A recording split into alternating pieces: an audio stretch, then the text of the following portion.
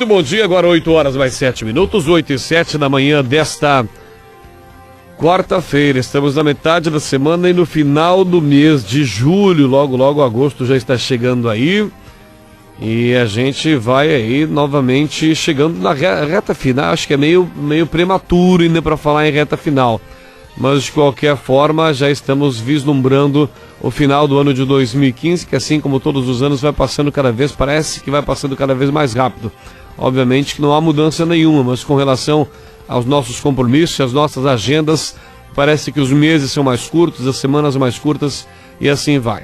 Pois bem, gente, na manhã de hoje, aqui no Primeiro Jornal, nosso espaço de entrevista, sempre diariamente a gente traz um assunto pertinente ao que acontece no momento, a gente traz algum assunto relevante também para a nossa população, e hoje a gente vai conversar com o assistente técnico regional da área de organização econômica da Emater, Paulo Conrad, que vai conversar um pouco com a gente sobre linhas de financiamentos, sobre nós que temos uma vocação agrícola aqui em Teutônia, somos hoje os líderes regionais na produção primária, no valor adicionado, enfim, sempre que a gente traz alguém da Emater aqui, os nossos ouvintes do nosso interior aqui, do nosso município, ficam ainda mais ligados. Paulo, seja bem-vindo, bom dia, tudo bem com o senhor? Bom dia, Marcos, bom dia, vindo da Rádio Tirol, uma satisfação participar pela primeira vez do teu programa aqui em Teutônia, né, para conversar com os ouvintes e em especial com os agricultores. Sabe, Paulo, que eu estava refletindo quando eu vinha para cá, para nossa entrevista,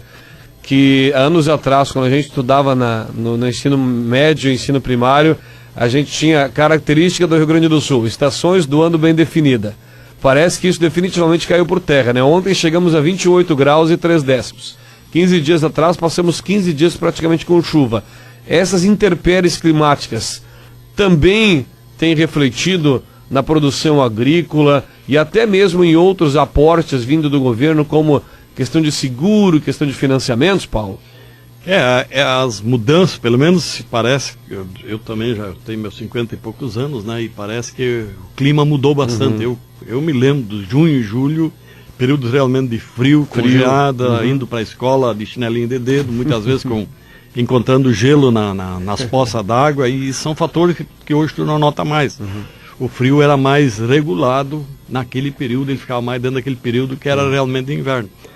Ultimamente tu tem um verão, às vezes dentro do inverno, como nós vamos ter a semana, e a temperatura podendo chegar a 31 graus, 30 graus, e isso afeta a natureza responde conforme a temperatura, conforme o ambiente. Então as plantas se preparam para passar o inverno, perdem as folhas, boa parte, ficam esperando para brotar quando a temperatura começa a subir.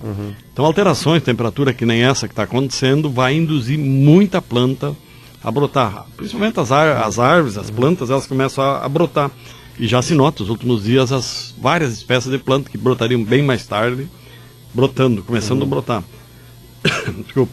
Se vier e está previsto, parece um frio ainda para agosto e setembro, essas plantas vão ser atingidas, vão sofrer, vão produzir provavelmente menos flores, menos sementes, né? Ou seja, quando elas estão renascendo, pode vir uma geada. Uma geada, porque antes do inverno, uma planta, ela guarda energia para rebrotar.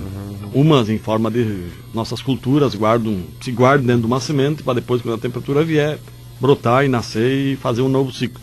As árvores, plantas maiores, as perenes, elas se preparam para brotar depois do inverno, elas perdem as folhas, juntam energia dentro delas para brotar quando vier a temperatura, e o clima fica frágil, elas brotam. Elas gastam aquela energia agora para brotar. Se vier o frio, elas perderem as folhas de novo, elas vão ser bem mais fracas. A brotação delas depois vai ser muito menos exuberante, eles vão ter menos vigor, né? Perfeito. Bom, Paulo, obviamente que essas questões climáticas também têm aí um reflexo com relação ao que o governo oferece, o governo ou outras entidades oferecem para esse produtor de incentivo, né? Um dado que veio aqui da assessoria de imprensa de vocês é que a nossa região, Vale do Taquari, não tem uma vocação para culturas de inverno, né? Pelo menos é o dado que chega. Mas o que o governo tem oferecido em taxas de juro, de empréstimos para o setor agrícola no nosso estado e no nosso Brasil, Paulo?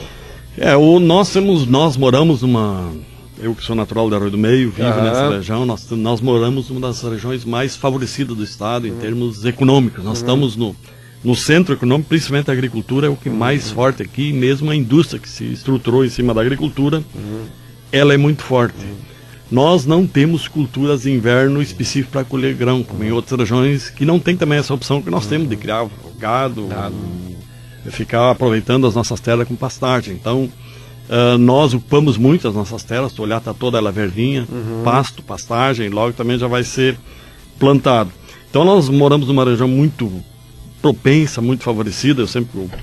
O nosso regional são 55 municípios, e quando tu olha na volta, todo o foco da nossa região ele está aqui, Teutônia, Lajado, Arroio do Meio, Estrela, né?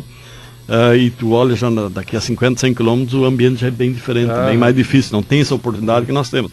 Então nós ocupamos bem as nossas terras, mesmo no verão e inverno, não tanto na produção de grão, mas na produção de pecuária, né? Pastagem, isso.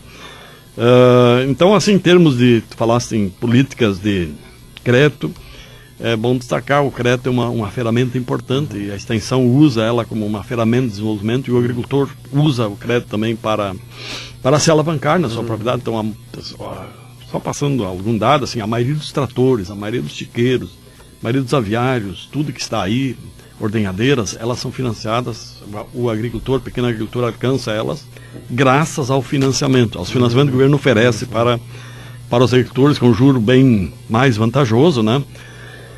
Então, desde 90 e pouco, os sindicatos começaram a lutar para ter uma política diferenciada para os pequenos agricultores, que são os nossos aqui, apesar de serem grandes produtores de alimentos, mas são pequenos, têm uma pequena área. A agricultura familiar, a pequena propriedade é muito forte, né, Paulo? Então, a partir de 98, foi reconhecido o segmento da agricultura familiar. Isto antes não existia. Isso causou uma diferenciação, então, em crédito. Hoje nós temos crédito para o grande produtor, aquele que tem seus 1.000 hectares, 500 hectares, e o pequeno agricultor, aquele que às vezes em 5, 10 hectares faz a sua produção.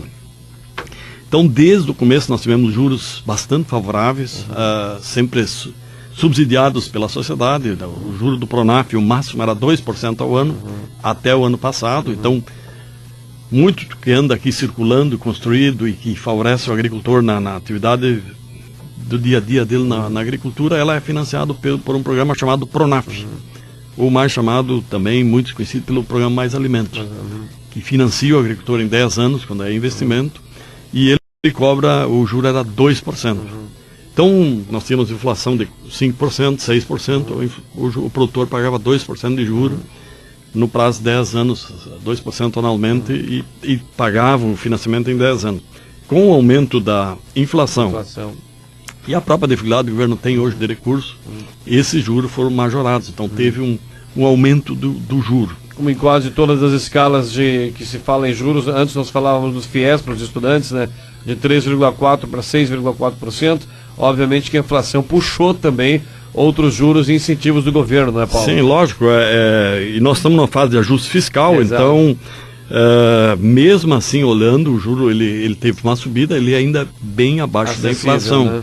Ele é bem abaixo da inflação que a sociedade toda paga. Então, essa diferença entre o que o produtor paga e o custo real do dinheiro é um subsídio que está sendo dado ao agricultor e que tem que sair dos impostos, toda a sociedade ajuda a pagar. Mas essa política de crédito foi uma política que incentivou, fez a nossa região crescer muito. Nós nos expandimos, esse crédito também foi dado para agroindústrias, para cooperativas que usaram esses recursos para se alavancarem, e tanto a nossa Languiru, Cosvel, outras cooperativas conseguiram se fortalecer com essa política de crédito oferecido aos agricultores, que por extensão também as cooperativas puderam utilizar quando elas eram compostas por agricultores familiares. Então a Languiru é uma cooperativa composta pela sua maioria por pequenos agricultores. Então, tanto o agricultor na sua propriedade pode usufruir dessa política, como a cooperativa. A cooperativa também, ou uma associação, pode se usufruir, desde que a maioria dos seus sócios sejam pequenos agricultores familiares. Isso. Então o juro máximo era 2%, e ele aumentou, então, para um valor um pouco acima, mas mesmo assim abaixo da inflação. Hoje se fala em inflação de 9% a 10%. E só para te dar um exemplo, o Pronaf, quem pegar até 10 mil de financiamento por ano, vai pagar 2,5% de juro. Quem fizer um financiamento para sua propriedade em investimento, de 10 a 30 mil vai pagar 4,5% de juros contra a inflação de 9%. E quem pegar acima de 30 mil até 150 mil vai pagar um juro de 5,5%. Então o Pronaf limita os financiamentos aos agricultores no geral para 150 mil por ano. E cada agricultor pode investir na sua propriedade para pagar em 10 anos com essas taxas de juros. E se é dentro da área de avicultura, suinicultura ou fruticultura, o produtor pode passar R$ 300 mil por ano para ele investir na sua propriedade. É um processo burocrático, Paulo, para conseguir esse financiamento hoje? É simples? Não, é simples. Vai a uma instituição bancária ou alguma... Ele primeiro tem que ver se tem crédito. Primeira coisa, o produtor tem que ter crédito, ele tem que ser bom pagador. Então hoje quem dá na realidade o dinheiro, o governo, o que faz o governo nesse processo? Ele equaliza o juro. O banco empresta o dinheiro, empresta para o agricultor, com essa taxa de juros estabelecida. Quem tem que devolver o empréstimo para o governo é o banco. O banco devolver. Então o banco vai dar para aquele agricultor onde ele tem segurança que vai devolver para o banco. Então é assim que funciona. O banco ele tem o risco e ele se certifica bem para o produtor, então que realmente tem crédito. Mas nós agricultores no geral, todos eles têm crédito, todos eles são. Nós temos uma cultura de bom pagador, de cumprir as normas e assim. Então o acesso é muito simples. O produtor vai no escritório da Emater, vai primeiro no banco, ver a sua ficha, ver se tem crédito para ele. No momento que o banco diz, não, tu tem crédito, tá tranquilo, ele passa no escritório da Emater, ele faz o projeto, a proposta que ele quer, discute com o técnico, vê se é viável, o técnico tem que dar a sua opinião. Às vezes o produtor tem 2, 3 hectares, quer comprar um trator grande, e muitas vezes o técnico diz, isso aí eu acho que não é uma coisa, não vale a pena, é inviável, tu vai ficar trabalhando para pagar esse trator ocioso, então... isso é o papel do técnico. O técnico faz o projeto, caminha para o banco e aí é mais alguma formalidade assim bancária, mas é simples. O acesso, 2, 3 dias pode estar liberado o financiamento já para o produtor. Bacana. Paulo Conrad, assistente técnico regional da área de organização econômica da Emater. Bom, Paulo, outra situação que nós tivemos é com relação ao excesso de chuva nos últimos dias. Tivemos aí uma queda de 15% do volume de leite da região, mas acima de tudo, quando os agricultores têm algum prejuízo com intempéries, também muito se fala na questão do seguro, né? Como é que funciona essa questão? Como estão aí? Obviamente que aqui na região nós tivemos a queda do leite, acredito eu que em outras regiões tivemos queda também na produção de outras culturas, devido à intensa chuva que durou praticamente 15 dias no Rio Grande do Sul como um todo. Como está esse processo? Como a Emater está buscando, junto aos produtores, equalizar essa situação? Outra linha, então, de proteção que o governo criou forte, é fruto da demanda sempre dos sindicatos, dos agricultores que lutaram por isso. Eles, com seus sindicatos, conseguiram uma proteção do agricultor familiar, conseguiram uma proteção muito importante do governo. Essa proteção também mudou esse ano, teve alterações, ela ficou maior. Então, todo produtor que faz o seu financiamento no banco para determinadas culturas, ele tem o seguro tanto do que ele pegar no banco, como do lucro, do que ele deixa de ter naquela área. Isso só vale para o agricultor familiar que tem uma declaração de aptidão fornecida pela Emater ou pelo sindicato, dizendo que ele é um pequeno agricultor. Então ele plantar a sua pastagem, o seu... milho, soja, trigo, todas essas culturas e fruticultura. Nós na região é mais milho e soja, né? Outras já é uva, é citros, mas não aqui em Teutônia, não é tanto isso, é mais fora, né? Ele pega o financiamento para fazer a sua safra. Então ali nós estamos falando agora em custeio. O investimento é uma coisa feita na propriedade que vai durar muitos anos, por isso o investimento é pago em 10 anos. O custeio é um recurso que o governo adianta para o agricultor fazer a safra dele, mas ele paga com a safra. Ele colhe, ele paga o financiamento. Então o governo adianta o recurso para ele, ele faz a sua lavoura e o governo, e depois que ele colheu, ele paga. Se ele tiver frustração de safra, não teve o lucro que ele esperou, o governo tem um seguro para ele, do custeio que ele pegou, do valor do custeio que ele pegou, e o lucro que ele deixou de ter naquela atividade de até R$20 mil. Então o governo indeniza, além do que ele pegou do banco, o governo ainda dá um cheque para ele, um recurso de volta para o produtor se manter na sua propriedade de até R$20 mil. No caso, o leite não está incluído. O leite é uma atividade que, como é custeio pecuário, ela não tem essa... Não se enquadra nesse... Não se enquadra nesta proteção. Mas o leite, todas as culturas de inverno, elas têm sofrido com esse clima, essas oscilações. A cultura mais palpável a ter esse acesso ao recurso, provavelmente seja o trigo. A cultura do trigo não é característica da nossa região, nós temos muito pouco trigo, nós temos 300, 400 hectares de trigo, pouco. Então, o produtor que financiou, se essa adversidade climática diminuir a produção dele, ele está protegido, ele vai ter proteção se ele fez financiamento tanto do custeio que ele pegou, como do lucro que ele tem na atividade, que ele não teve na atividade que ele esperava ganhar. O governo até 20 mil dá essa proteção para ele. No caso das culturas do leite, eu sei que teve diminuição em função do fator climático, mas eu creio que agora já está reestabelecido de novo as condições. Então a chuva, o acesso ao trato, o produtor deixa o animal mais preso nesse dia de chuva e frio. Ele come menos e isso afeta o próprio frio e afeta a produção de leite. Mas ela é passageira, assim que o clima retornar.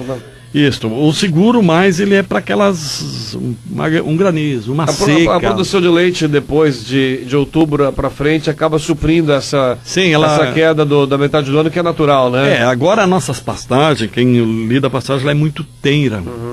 O bom do leite é setembro, outubro, quando o azevém começa a ficar mais com semente, maduro, o leite ele aumenta a produção, ele produz mais, né? Sim. Mas o produtor tem seus outros recursos de alimentação, como ele faz silagem, guarda trato, mas o clima em si afeta. Os dias sem sol, com chuva, ele não afeta só os animais, ele afeta nós também. Nós também ficamos um pouco para baixo, ficamos mais recolhido. O sol que é um elemento assim que faz as pessoas estar mais ativa, mais atenta, produzir mais, isso são fatores, né? Exatamente. Paulo, para finalizar nosso bate-papo, o senhor também é ligado à questão de apicultores e meliponicultores. Outra entrevista que eu tive aqui me discerniram isso, né? Meliponicultores, questão das abelhas sem ferrão, é isso? Isso. E apicultores. Vamos ter um seminário importante para discutir em outubro, é isso? Nós, ano passado, o seminário foi aqui em Teutônia. Exato. Aqui no Colégio Agrícola Teutônia, nós reunimos, veio mais de 400 criadores de todo o estado. A nossa região, ela é o centro do estado onde tem desenvolvido mais essa questão de técnica, de encontro de pessoas na área de meliponicultura, de criadores de abelhas sem ferrão. Nós, olha, aqui em Teutônia tem vários criadores, imigrante, estrela, em todos os municípios tem, e já existe então essa organização. Nós temos uma associação que é chamada Associação dos Meliponicultores do Vale do Taquari, que é a MEVAT, que o seu Hugo já participou do teu programa, já conversou, e nós vamos fazer esse ano o 7º seminário, um seminário regional, mas a participação estadual vem de pessoas de todo o estado, vem de fora do estado, que é uma área que muito pouco conhecimento ainda, uma coisa que não sai da faculdade, não veio da escola, ele vem é uma troca de informação entre os criadores. Então hoje se tem bastante conhecimento, mas é através da troca da experiência entre os criadores. Esse encontro, nosso seminário vai ser em outubro, 24 de outubro, na cidade de Arroio do Meio, vai ser num sábado, ele sempre foi durante a semana, este ano então se optou por fazer num sábado, 24 de outubro, para participar, porque isso é uma atividade que não é só do agricultor, é uma atividade do cara da cidade, do trabalhador urbano, da pessoa que às vezes durante a semana não pode participar do evento. Então, fazendo num sábado, ele também tem a oportunidade de ir. Vai ser em Arroio do Meio, no bairro São Caetano, e provavelmente vai ter novamente suas 400, 500 pessoas, criadores, onde se passa tecnologia, se troca informações e se faz oficinas técnicas, onde as pessoas que mais conhecem mostram para aqueles... É uma troca de informação. Isso. Então, normalmente são criadores já bem experientes que mostram para os demais como é que eles lidam, como é que eles fazem para os outros ir buscando essa informação, conhecendo e dominar a técnica de criação dessas abelhas. Certinho. Paulo Conrad, assistente técnico regional da área de organização econômica da Emater. Paulo, obrigado pela sua participação, dados, informações, repasses de número. Tenho certeza que as pessoas que estão nos ouvindo em casa, especialmente os agricultores, ficaram ainda mais por dentro do que acontece aí nesse momento que a gente passa aqui no nosso país. Muito obrigado pela sua participação e até uma próxima oportunidade. Tá bom, Marcos, agradeço a oportunidade de participar do primeiro jornal aqui na Rádio Tirol, e sempre estou à disposição. Se precisarem, é só chamar que a gente participa com muito prazer, ter esse contato com a comunidade, com os agricultores, e é sempre importante ter um veículo que comunica, faz a informação chegar até eles. Tenha um bom dia. Um dia. 8h27. Vamos ao destaque do esporte com o Luciano. Na sequência, as informações finais do primeiro jornal de hoje.